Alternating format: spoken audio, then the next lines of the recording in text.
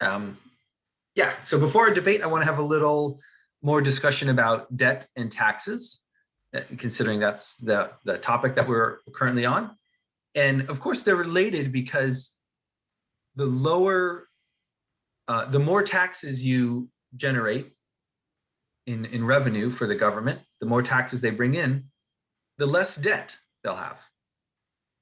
And of course, the lower taxes that they bring in, the more debt that they have. So I was just saying how economists are generally not in favor of raising taxes or generating tax revenue because it's a not great thing to do to people in general, but they have to do it. They also don't want the debt to keep growing incredibly higher and higher. And so you need to raise taxes. If you're going to increase your government spending, you also need to increase your taxation. Otherwise, the debt just keeps growing too high. And so in this lecture, this what do I call it? Segment of the class, topic of the class, I tie those two things together, that it's not just debt, it's not just taxes, but we're thinking of those two things together. There's this issue of crowding out debt that we went over in class. You know what? I'm not sure if I ever showed you the results exactly of that. We did this exercise. Let me review the exercise we did in class, especially if some of you might not have been there. It was to let you play the role of a hedge fund manager who has to invest. Where to go? Has to invest a large amount of money in either a safe bond, which is based on like treasury securities investment, or a risky market investment. You can decide at what percentage of each you want it to go. You can decide what percentage of each you wanted to invest in. And the way that everything was determined, let me share this with you right now. The way that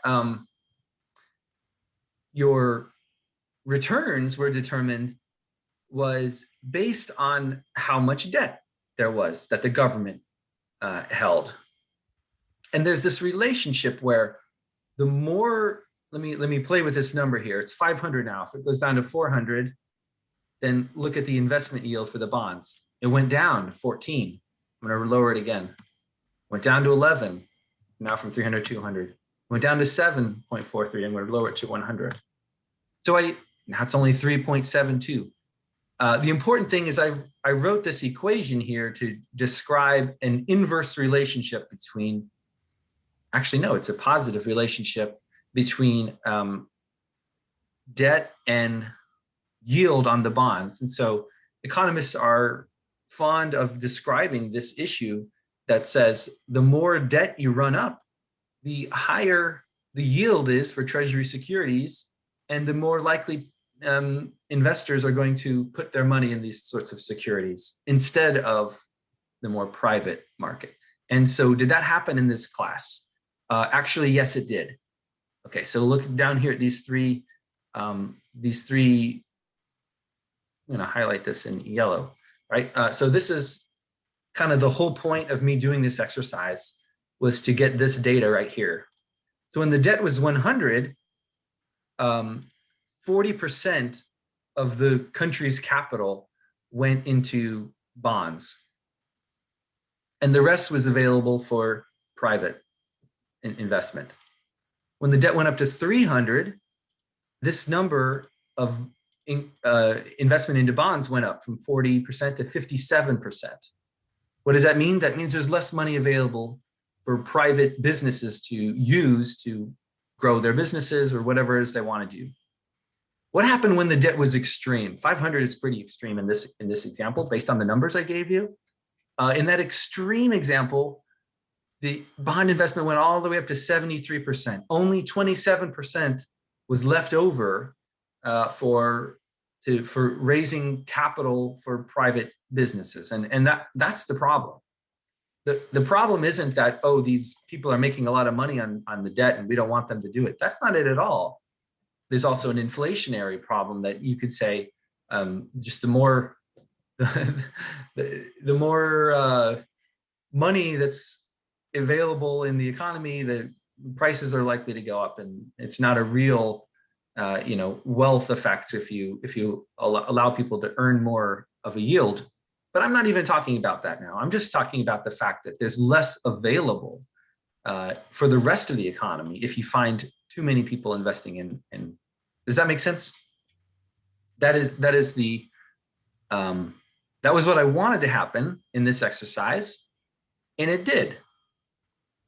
All by just changing. The only thing I changed was this, determined by professor, the government debt. I changed the government debt from 100 to 300 to 500, and you guys decided what your investment portfolios were going to be, and this formula calculated everything, and we saw the result that I was expecting to happen, but I didn't know. Okay, you guys have any questions about that result? That's called crowding out private investment. That's when government debt, as it grows, crowds out because there's less available for private investment. Okay, and I'm trying to hit the big economist things, because I expect Nick and Mackenzie are going to give a talk or debate very soon that will be about, maybe very specific things. Hopefully they got into, hopefully they prepared something about this 2017 tax bill that is a law. It was passed as part of the budget reconciliation. I don't know if that's important, but maybe they'll talk about it, maybe they're not. Regardless, to say it's happened starting in 2018, our taxes, the marginal tax rates were lowered. And, of course, they can talk about what's good or bad about that. Before they do, I wanted to say something about corporate taxation, because I think that's maybe the most interesting thing that I can say about this particular tax plan. And as a reminder, I asked you to read a paper called Taxing the Behemoth, which was about that. I think it was actually done here at the Richmond Fed, this paper. It's really just a short article about corporate taxation that I thought was relevant for the class. Sorry, let me try to. Hopefully you read it already, but let's review just some things that are important about it, and just kind of, what do you guys think? Because this was Congress, actually both sides, probably more the Democrats, but both sides were sort of, the word they use here is grilling. They took turns grilling. I think we maybe know what this means. It's like questioning, but in a very accusatory and derogative way, saying, you really shouldn't have been doing this, Tim Cook, CEO of Apple. Why do you shift? What are they so mad at him for shifting billions of dollars overseas? And of course, of profits, this is, right? We're not talking about, we're talking about, where does Apple actually claim the benefits from all of its sales? All of everything that it's doing to make money has to be claimed somewhere as a profit. And Apple has decided to do a lot of that overseas. I think we all know why. They want lower taxes. There's lower taxes in other countries, corporate taxes now. So when corporations make a profit, how much of it is taken by the government in the form of tax? It used to be, I'm going to scroll down here, 39%, 36%. What was it? Nick and Kenzie, help me. Before the tax plan, it was 36 or 39. It was a top marginal federal rate of 35, with 35? Some states adding on up to 4%. So like the highest that anyone would pay would be 39%. Yeah. Oh, here it is. I'm seeing this here.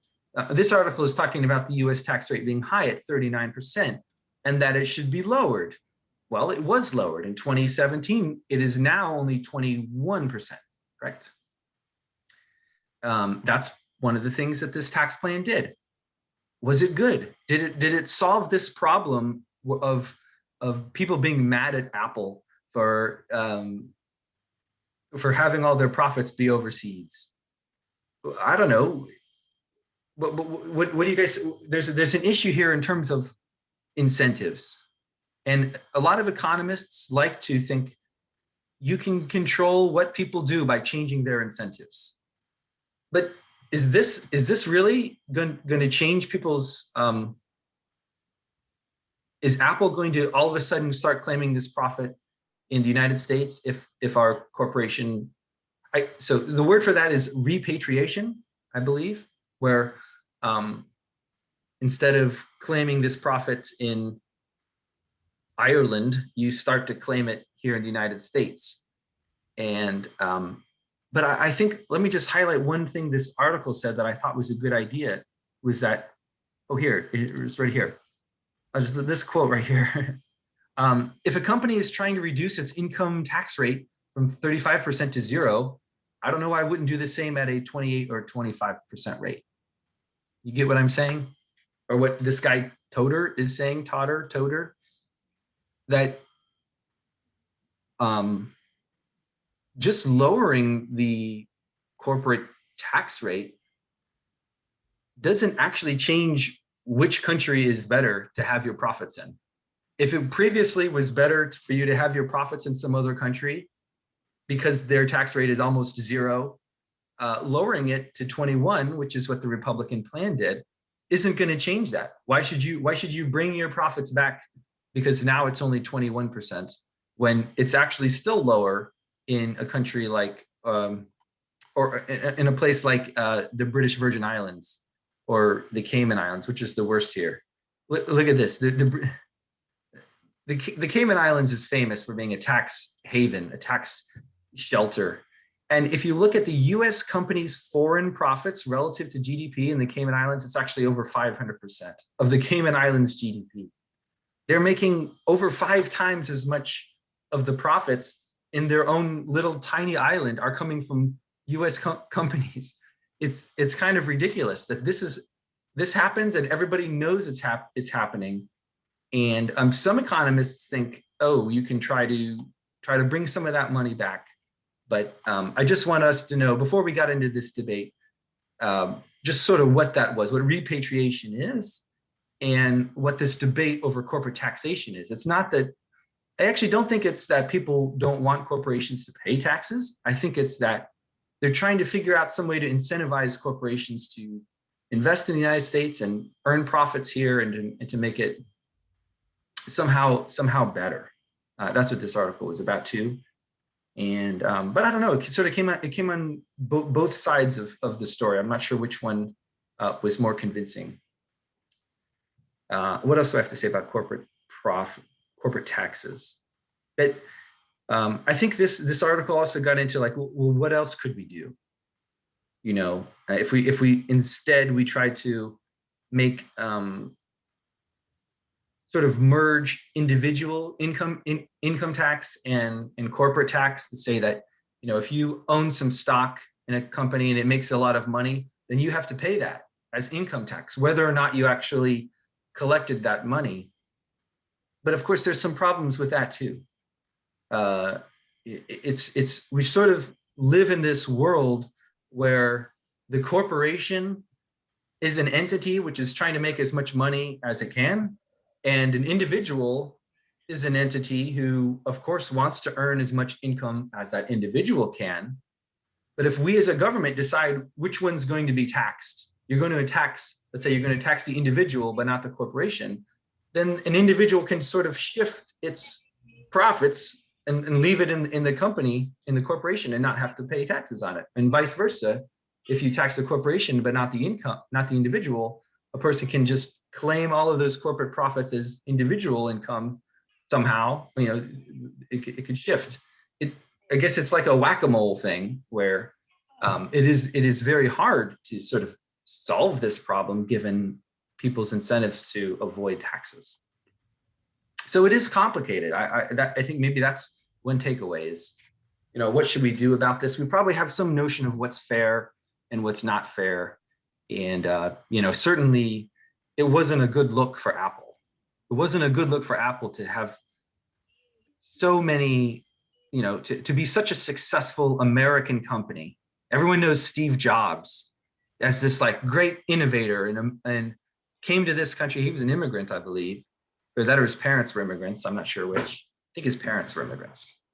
But he came here and was just this brilliant innovator and was able to figure out exactly what the market demanded and build those products. Yet, actually, now that he's gone, he died, and other people are running the company Apple. It's this really bad look that you guys are making all this money, and some other country gets all the taxes from these profits. So I think, yeah, I think that's all I have to say about that. About the quiz, which we'll do after the debate, I'll ask you about this sort of stuff, corporate taxation, and the taxes, the different, and the debt issues. I'll ask you a question about crowding out on the quiz too. All right, you guys have any questions? Maybe what do you guys think about the tax plan? Was it good for this country or bad? If you had to answer on your homework, I hope you did.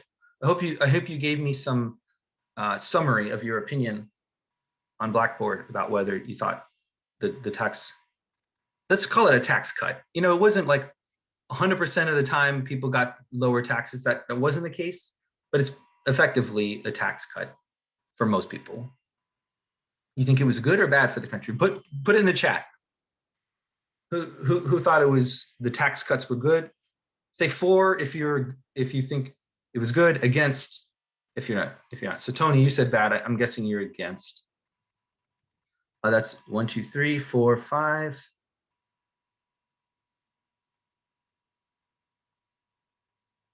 5, 6, 7, 8, 9, 10. Oh my gosh, Mackenzie, this is going to be tough. Everybody's against it.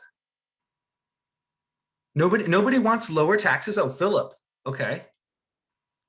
Philip and Mihak and James. Okay, they were the silent majority. No, they weren't the majority. Silent minority. For the record, my presentation isn't at all my personal opinion. I appreciate that, Mackenzie. I'm sorry you got stuck arguing against your own personal beliefs. But it is true that it's something like 12 against and 3 for. So it is a large majority do not think the tax cuts were a good idea.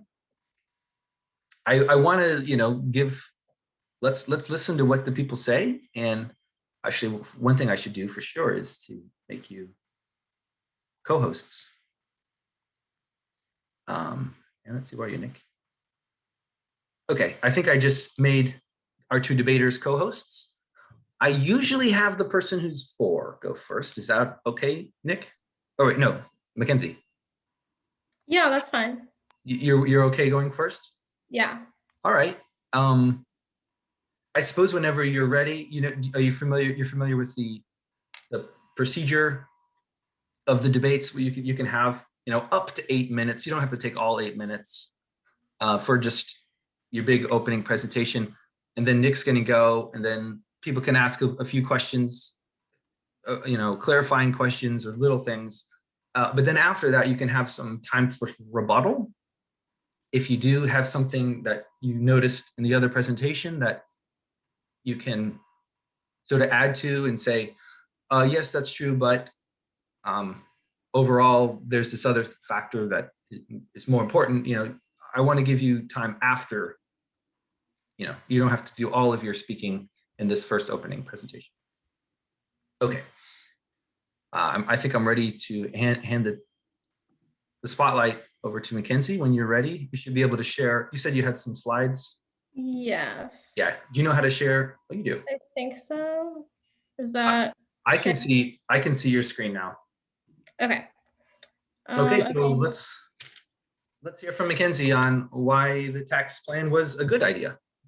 Yes, okay, so this is about the 2017 tax reform plan. The first thing I'm going to talk about is the changes to the income tax.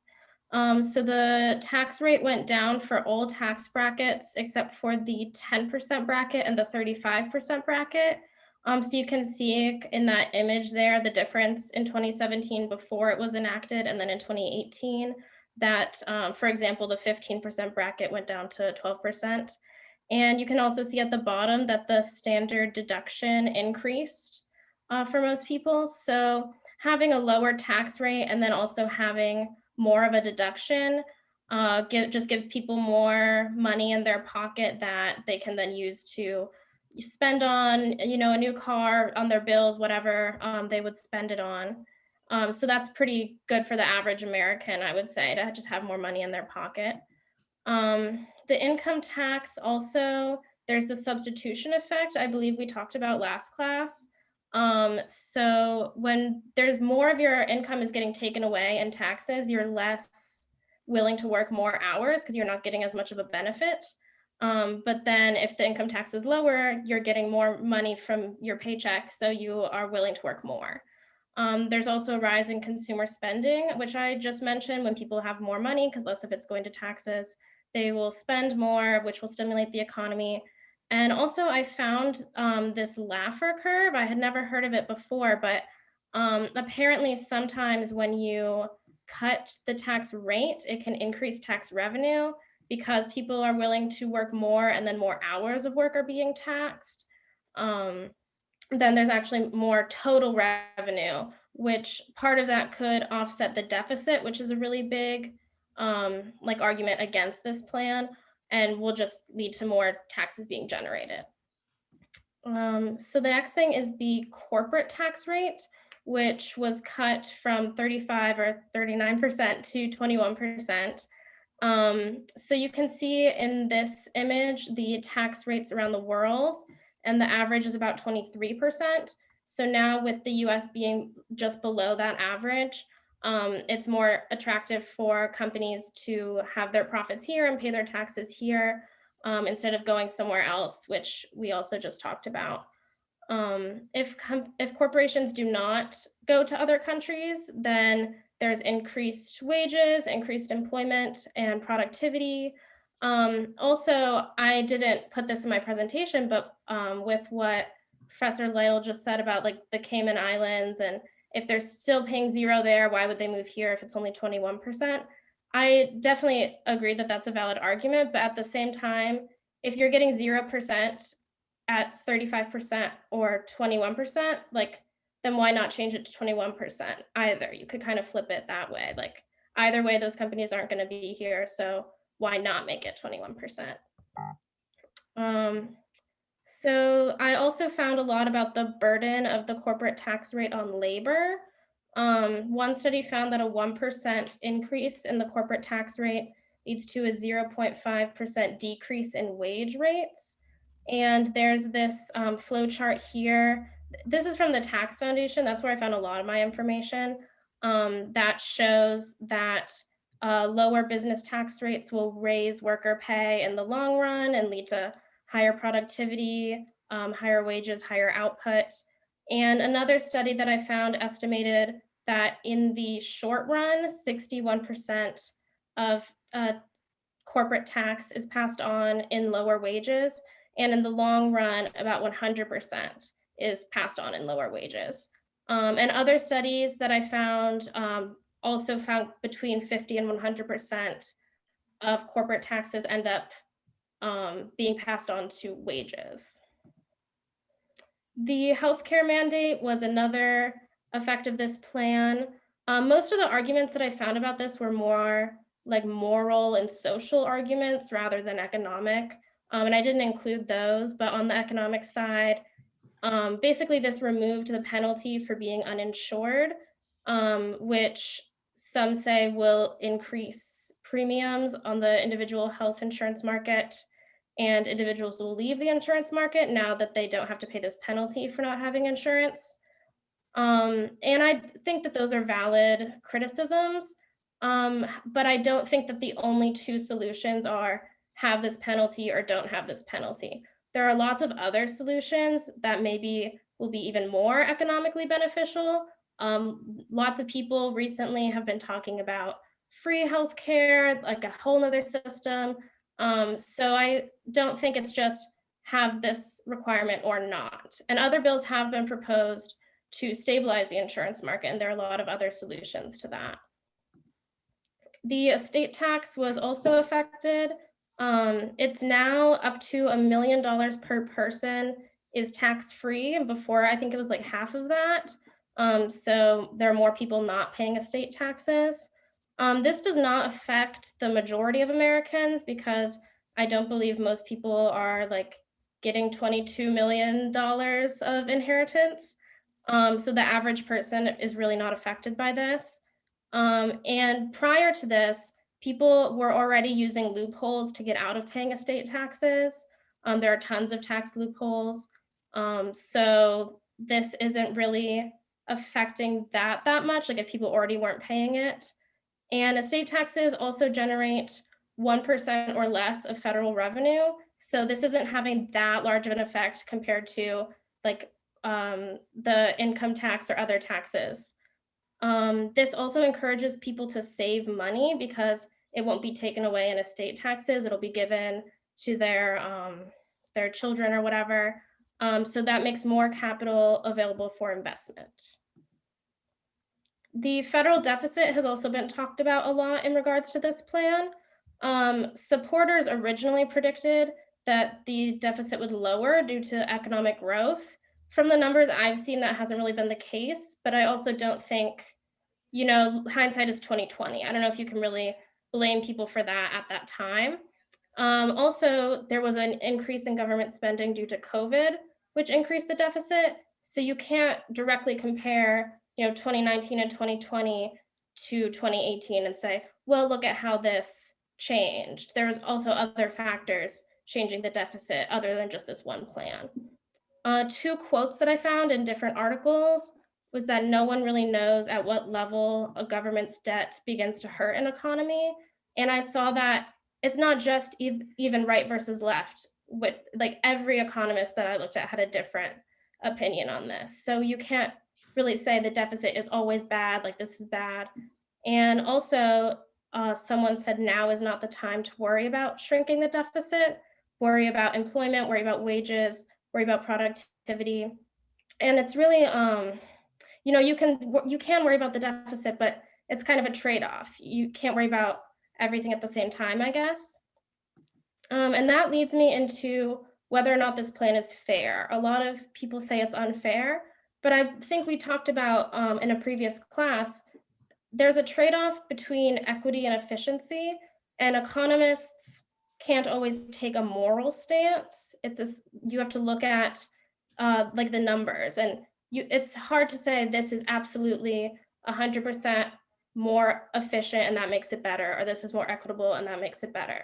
There's a trade-off, and I think looking at it from an economic standpoint, it's not really for an economist to say like which is the best way to do things and which is the most moral way to do things.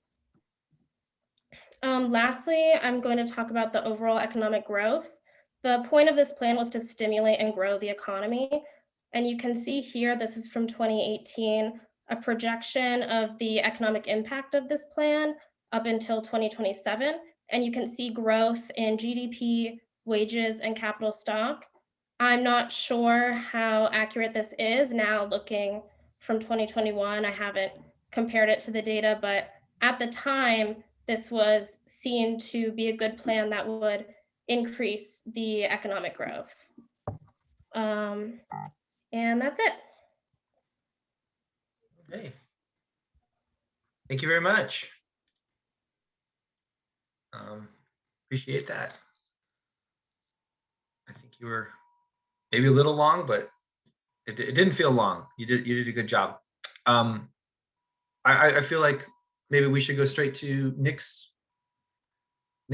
half of the debate, unless somebody has a really urgent question. I think we should let Nick talk. Nobody? Whenever you're ready, Nick, you have something to share. Yeah, I got a PowerPoint. Okay. You know how to do it? I think so. Yeah, I think I got it. Cool. All right. I had a hard time finding a title for it, so I just ran with the Schitt's Creek reference. All right. So thankfully, Mackenzie already went over a lot of what the Tax Cuts and Jobs Act does in terms of, especially thank you for putting up the graphs and stuff like that, because I'm not great at putting graphs into presentations. So more or less, when you break down the Tax Cuts and Jobs Act, you can break it down into two separate sets of statutory reforms, and one of them is temporary and the other one's permanent. Most of the temporary reforms go to individual earners, with one very notable exception that I'll address in a moment, but the corporate changes are the ones that are permanent. In terms of individual changes, like Mackenzie showed us the information on rate reductions and bracket changes. Those are scheduled to start phasing back up to pre-TCJA levels in 2021, being back to their full pre-TCJA levels by 2025. So any of the gains that we get from these temporary individual tax cuts go away by 2025. The increase in the standard deduction was partially mitigated by the elimination of the personal exemption. I think with the numbers that Mackenzie had on the screen, for someone with no dependents that just took a regular standard deduction and the personal exemption, they ended up having about $1,350 that they weren't getting taxed on under the TCJA that they were getting taxed on previously.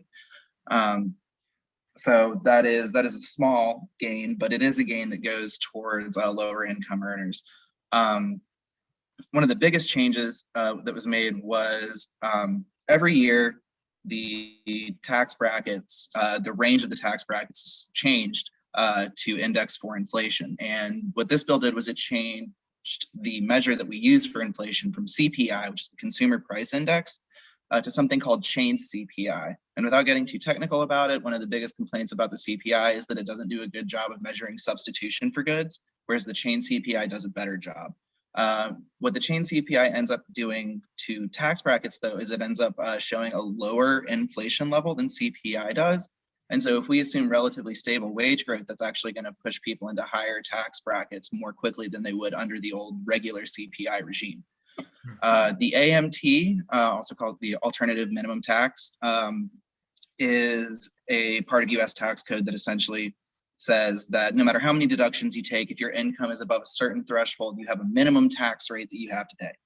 And the exemption for this was raised around about 25% for married and single filers. It reduces the tax liability for moderate to high income earners, and the Tax Policy Center, which is an independent think tank, estimated that alternative minimum tax payers, not filers, will plummet from 5 million down to 200,000. The IRS estimated in a separate thing that the number of people who file for the alternative minimum tax would drop down from 10 million to 1 million because of the bill. So that's a 90% reduction in people who even have to file for the AMT. And if we look at it, it is like a 5,200,000. It's a similar drop in the number of people who actually pay anything. And just for reference here, median household income in the US is about 68,000. So that includes both single earner and double earner households. So that just gives you an idea of where these gains are going. The child tax credit was doubled to 2,000 from 1,000, and 1.4 thousand of that is refundable, partially mitigated by a personal exemption elimination. The kicker with this was that the high income phase out for the child tax credit moved from $110,000 a year to $400,000 a year. This is essentially a wealth transfer to those who have incomes in that expanded bracket, meaning that people who are benefiting from the high income phase out are people who are making between $110,000 and $400,000 a year. As Mackenzie noted, the estate tax exemption doubled from 5.6 to 11.18 million for individual filers, double for joint filers. The estate tax watering down, I mean, the Republicans have been trying to get rid of it since the mid-90s, but it's inherently anti-meritocratic because you're allowing people to essentially gain a leg up on life because their parents were successful, and their success then at the end of their life is not entirely due to their own effort. And finally, the ACA individual mandate penalty was reduced to $0. This was actually a cost-saving mechanism in terms of reducing the budget deficit that the TCJA threw out, because you'd have less people who would be receiving health insurance through the ACA, and therefore the government would be paying less in subsidies. But this was part of a larger congressional strategy to invalidate the ACA on the whole because of a Supreme Court case back in 2013, I want to say, NFIB versus Sebelius. That's a whole different thing, but essentially the strategy was that based on the previous Supreme Court ruling, the ACA was upheld because the individual mandate penalty was ruled as a tax. So they tried to zero that out to make the ACA unconstitutional, which would lead to millions of people losing health insurance with trickle-down effects, including increased healthcare bankruptcies, et cetera. Moving on. So what's wrong with all this? In 2017, the United States was in the middle of an extended growth period that started after the end of the 2008 financial crisis. Traditional Keynesian fiscal policy would have advocated for deficit spending during contractions, but not during expansions, which is exactly what was going on when we passed this bill. While low interest rates mitigated some of the cost of the expanding government debt, it still doesn't pass what I would say is my small test.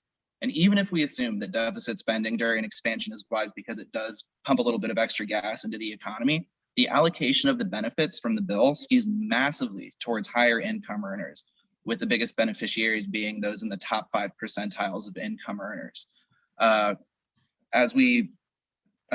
guess there are some heterodox economists that would disagree with that at this point, but if we believe that aggregate demand is the basis for economic growth or the biggest driver of economic growth, the cuts would have been better off if they had skewed more towards the lower rungs of income earners as opposed towards the higher ones. And that's because of the marginal propensity to consume for higher income earners is lower than it is for lower income earners.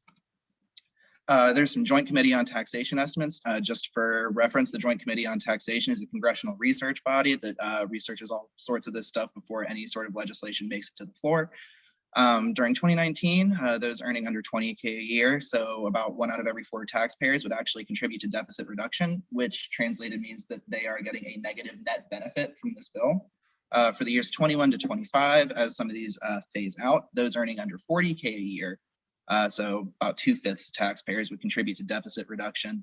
And then in 27, after all the temporary stuff is phased out, those earning under $75,000 a year would contribute to deficit reduction, while anyone who made more than $75,000 a year would be going out with a net benefit. GDP level, according to the Joint Committee on Taxation, would receive a 0.7% increase. And it's important to note that this is an aggregate, not an annual growth rate bonus. So it's not saying that if your GDP pre-TCJA was 3%, that afterwards it would be 3.7% a year. This is just looking at the aggregate number at the end of the decade.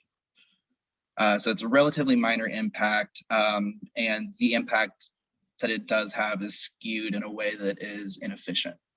The Tax Policy Center estimates that only 35% of the gains from this bill would flow to the bottom 80% of income earners, with the remaining 65% going to the upper quintile.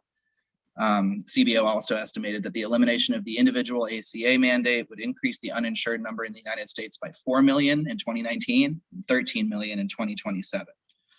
The increase in the uninsured rate was likely to drive premiums higher to the tune of approximately 10% in most years of the decade. And that's a direct quote from one of their reports, increasing healthcare costs spending. Since we were talking about the Laffer curve a little bit earlier, this has been, the Laffer curve was famously actually drawn on a napkin by economist Arthur Laffer when he was having dinner with some politicians. And the application of that idea seems to be fitting for the fact that it was drawn out on a napkin. Because if you look at the application of it in the United States for the last 4 decades or so, every time we've cut taxes, somebody has said, oh, these are deficit neutral, these tax cuts will pay for themselves. And almost every single time that this has been suggested and the tax cut has been passed, it has not had that effect at all. And in fact, Sam Brown back in Kansas during the mid-2000s had a similar thing happen and actually almost pushed his state into financial ruin because he thought that he was on the wrong side of the Laffer curve. Moving on to corporate changes, there's complete restructuring of corporate taxation. Originally, actually, I know that the top statutory rate in the United States was 35%, but there was actually a progressive income taxation system for corporate income in the United States. Rates ranged from 15% all the way up to, actually there's a brief space where you were actually taxed 38%, but the top rate then for some reason went back down to 35%. So we're certainly not advocating for that old tax regime because it doesn't seem to make a whole lot of sense. But moving it down to a flat tax system shifts the tax burden from large corporations more towards small businesses, who more than likely are running on lower margins because of higher fixed costs relative to income. It also eliminated the corporate alternative minimum tax, which means that, as often as we get upset for some of these large companies like Amazon paying $0 in net federal taxes at the end of the year, it is now easier for companies to get away with participating in that kind of behavior. And then a third thing that kind of really wouldn't have mattered that much unless we had this huge recession last year is the elimination of something called a net operating loss carryback, which is used by corporations facing significant losses, and it would essentially allow them to declare their losses as like a tax credit, and they would be able to get a cash infusion from the IRS, kind of help provide liquidity during economic downturns.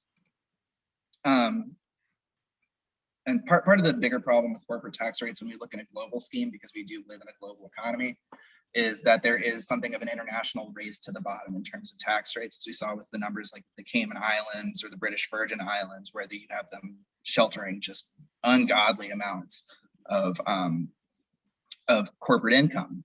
And so there's this idea that, you want to try and avoid that capital flight as much as possible.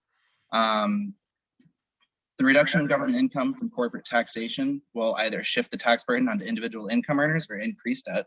Under this bill, it's the latter. And while interest rates are currently near zero, because these tax cuts to corporate income are permanent, this could cause significantly more damage down the road if interest rates increase in the future.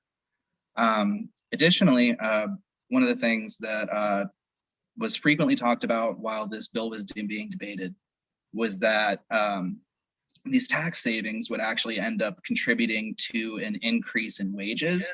But in 2020, Bloomberg reported that the 6 largest US banks saved over $32 billion in taxes, while simultaneously reducing lending and employment and increasing payments to shareholders.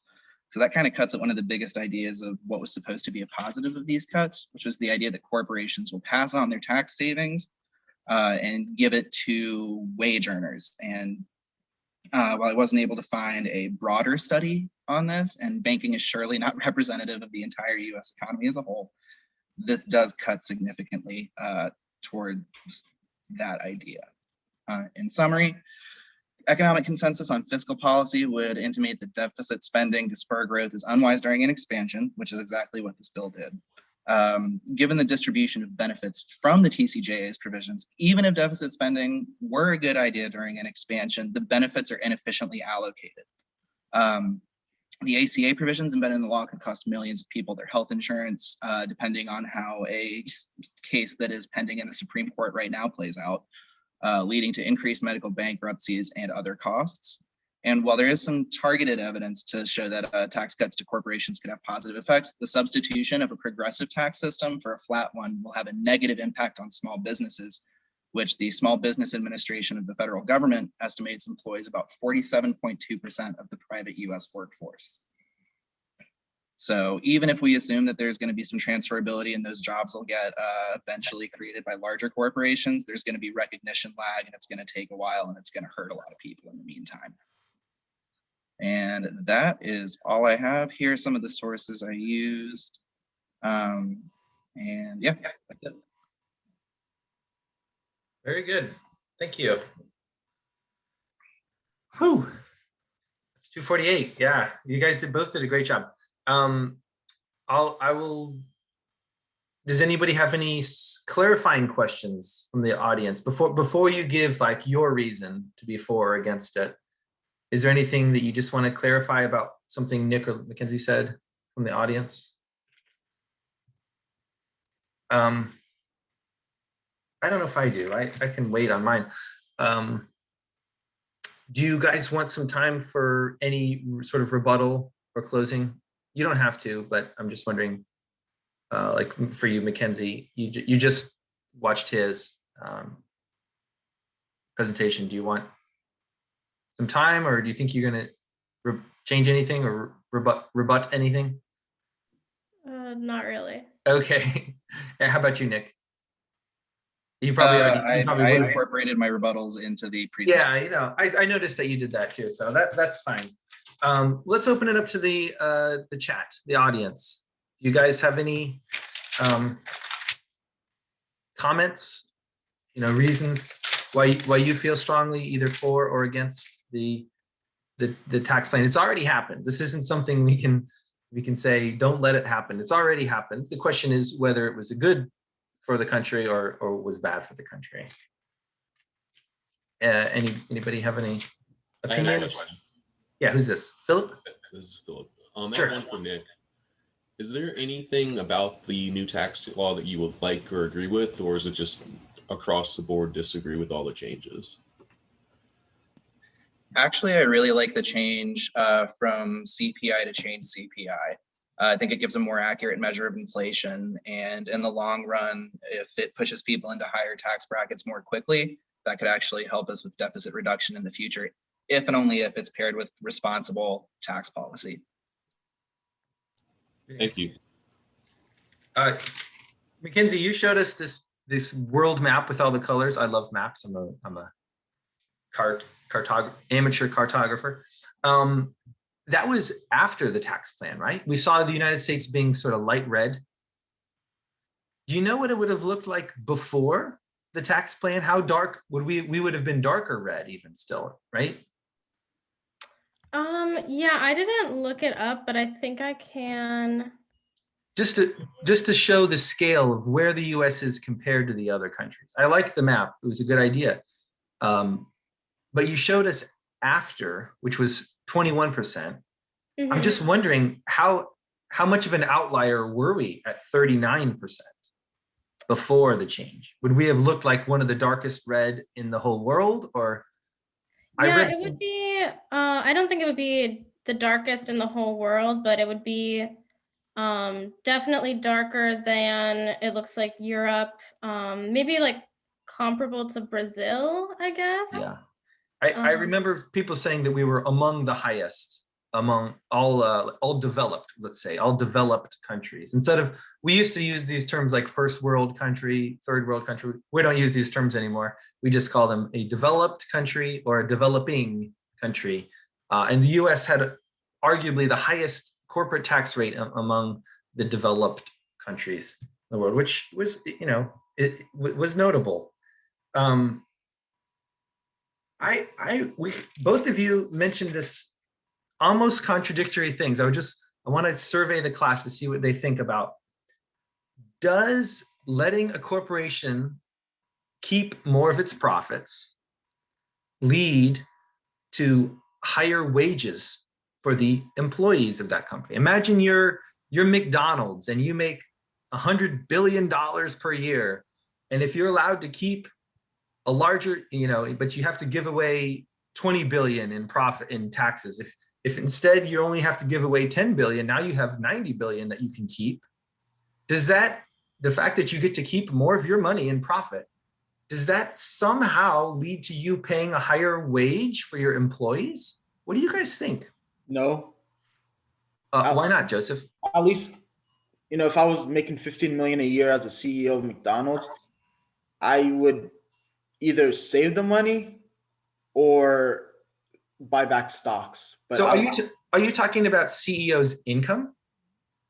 No, like if I had an extra, what was it, 90 billion? I just made up that number. Oh yeah, if I had like extra money, I wouldn't, and history shows that it doesn't go into the employees, it goes back into the leadership, and then they buy back stocks or there are save stock. money. Yep, a lot of this money went back to stock buybacks. That's true. But so you're pretty definitively saying no, it's not going to help increase the wages of the workers of that company. Why should they all of a sudden decide I'm going to give more wages to my workers because I get to keep more of my money in profit? And there's like no real reason why they should raise the wages. But I do think that is part of, this isn't your fault, Mackenzie, but I think, didn't you say something, you said something like 100 in the long run, like 100% of the benefits of a corporate tax reduction. So corporations get to keep more of their money and more of their profits. And eventually those benefits get passed down to workers in the form of higher wages. That does seem to be different than what the other side thinks, which was, yeah, just Nick spent some time talking. Businesses don't pass their profits down to wages. They find some other way to something else to do with that money. You talked about the banks, right? The banks, what do? They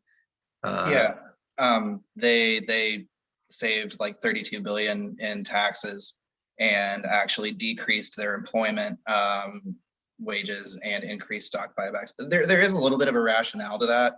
I think the assumption that because employers take money out of wages when taxes increase, the assumption that it works that way in reverse is not necessarily true. Because when you're running a corporation, your primary interest is profit, and you want to shield that profit when you're facing an increasing tax regime. And one way to do that is to not decrease dividend payouts, but to decrease wages.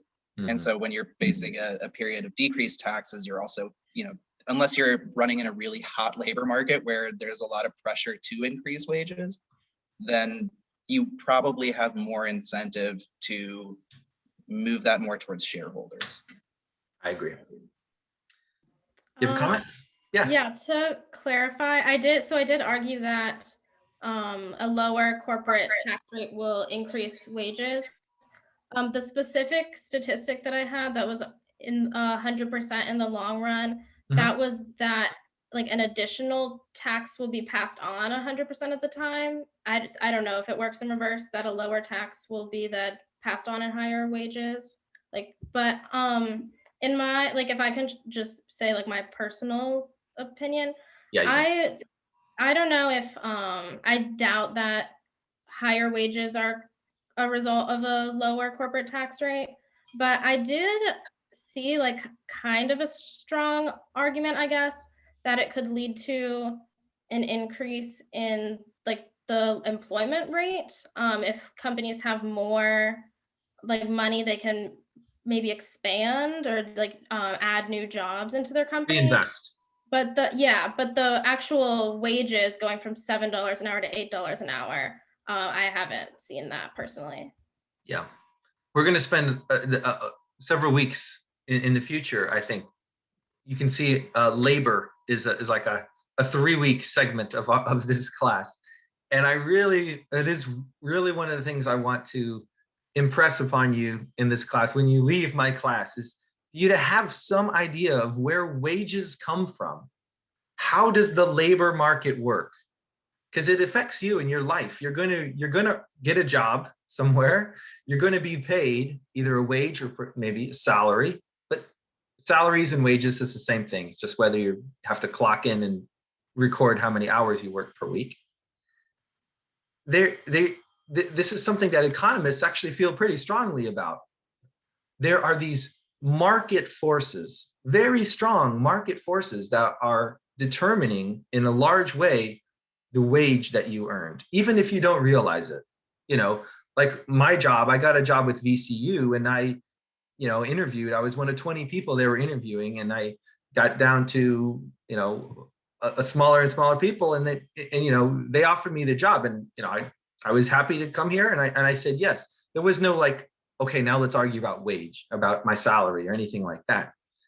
But even in this case, there are market forces external to just me and VCU that really determined what my salary was going to be, because it's about the supply of labor and the demand of labor for each individual job.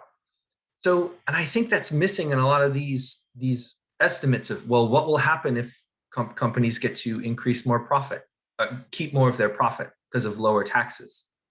That actually doesn't change the supply of labor or the demand for labor, does it? why should that affect the demand for labor?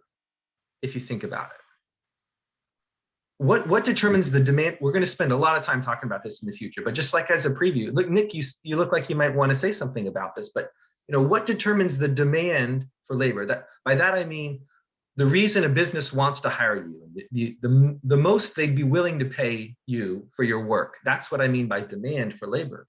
What determines that? You want to talk about that? I guess like you said, it mostly depends on the demand for whatever type of labor you're looking at versus the supply of that labor.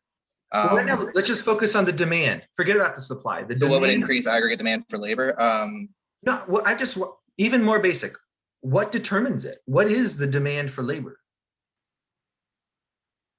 Like how many people you need to work to create whatever the output level you need, or No, this is my fault. I'm asking a really, really basic. It's such a basic question that you don't understand what I'm asking. The answer is a firm wants to hire you because they think if they hire you, you'll earn them some money. That's it, right? Yeah. By hiring you, I'm better off than if I didn't hire you. Yeah. And this will be true whether or not your profits are taxed. Won't it? Yes. If I hire you, Nick, to work at my company, it's because I think you will generate a revenue for my company that's better, that's more than however much I'm paying you in your wages. And that difference between what you bring in and what it costs me, that will always be positive if it's positive. Whether or not I have to pay some of that profits in tax, or if I have to pay none of that profit in tax, it doesn't matter. Whether or not I hire you, Nick, is simply determined by whether or not you are valuable to me as a company.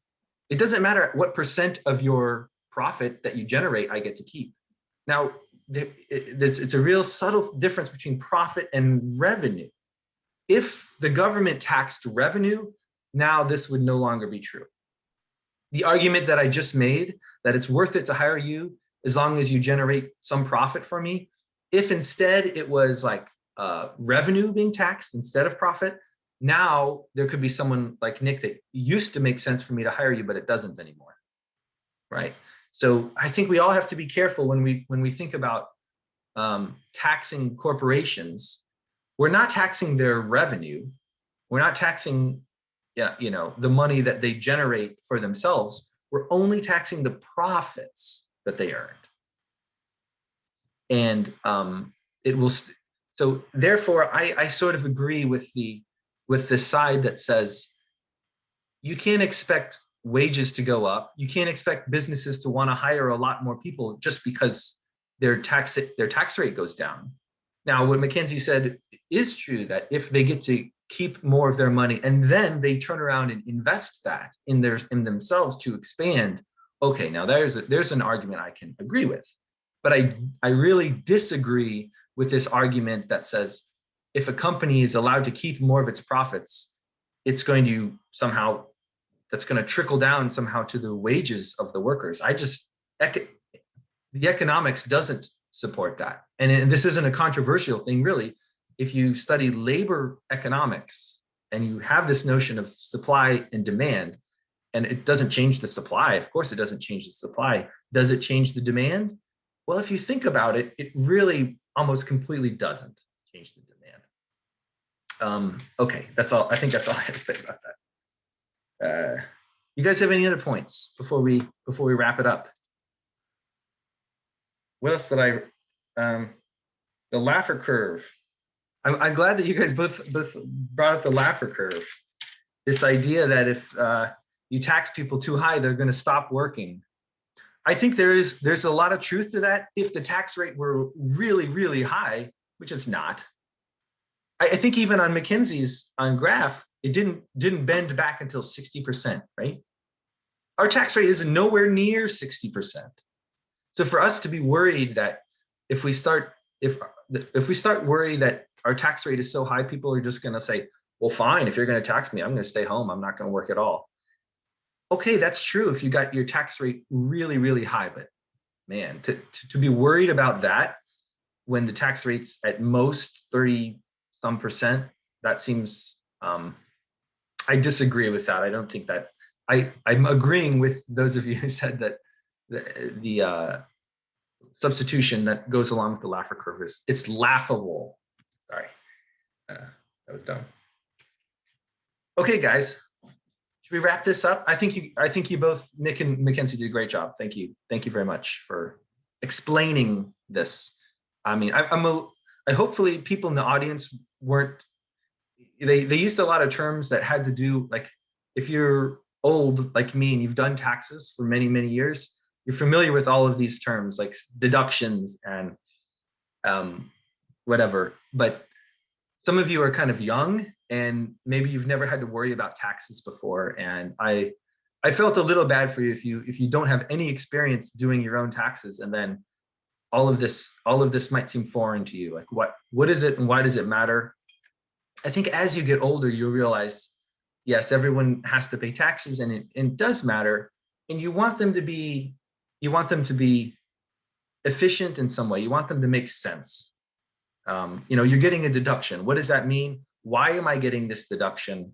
I think that's an important thing that you may have to think about later, even though I realize most of you are, 20 years old and haven't been earning a lot of money yet, but you will. So sorry about that.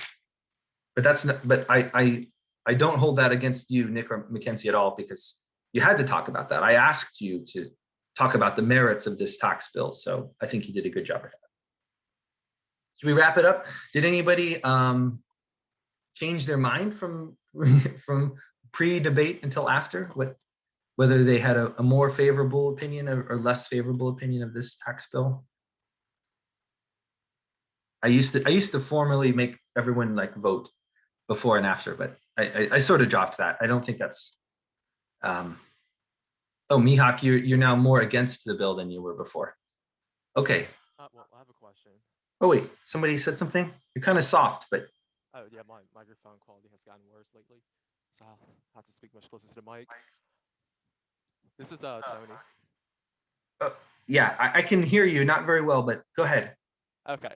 Are y'all familiar with the SALT deduction or the SALT cap? Whereas like they imposed a $10,000 cap, and it has affected many high tax blue states such as California. What is y'all's input on this in terms of those who are affected by this of lower income? That's you're talking about the state and local tax deduction that Yes. got capped at like 10K a year. Yes.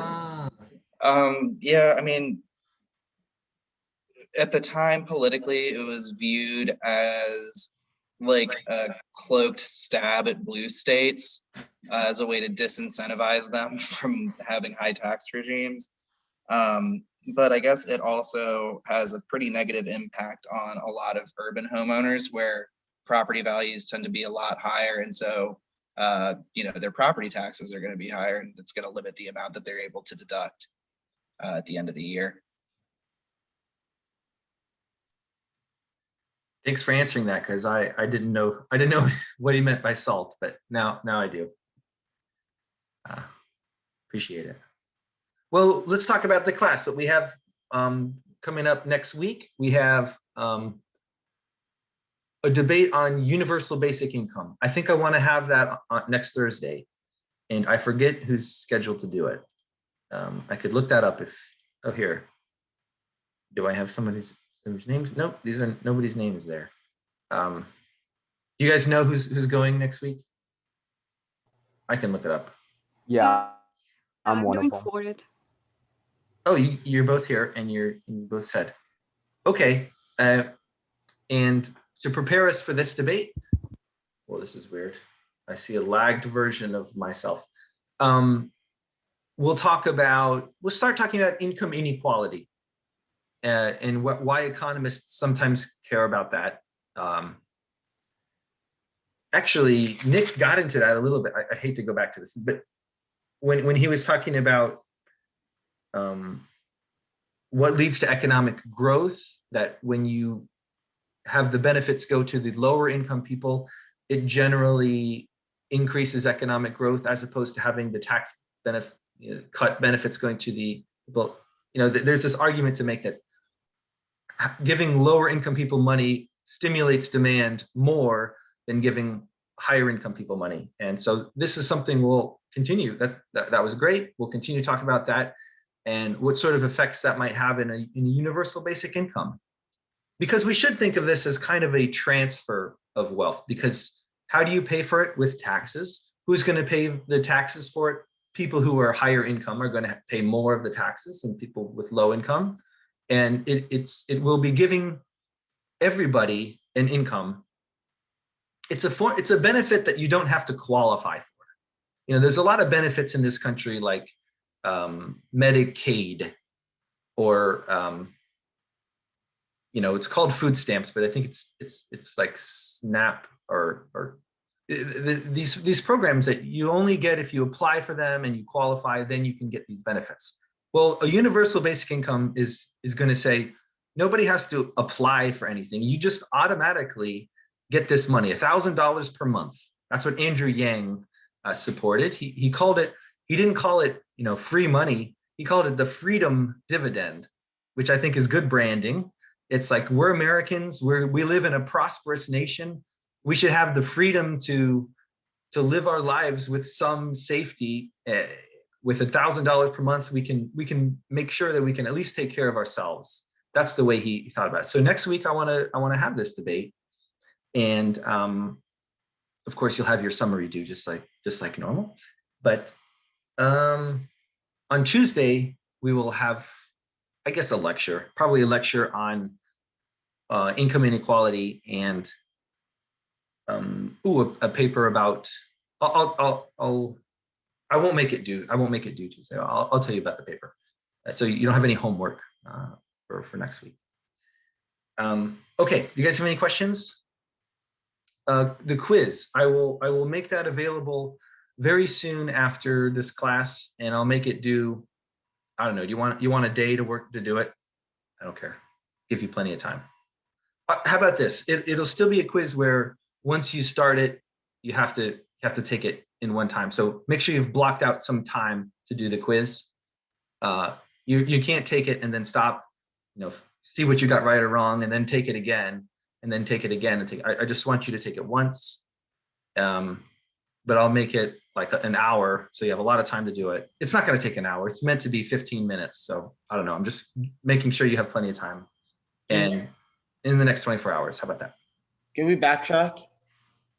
Or is What? it just, can we backtrack, or is it once we click on a question, we can't go back? I think they're all on the screen at the same time.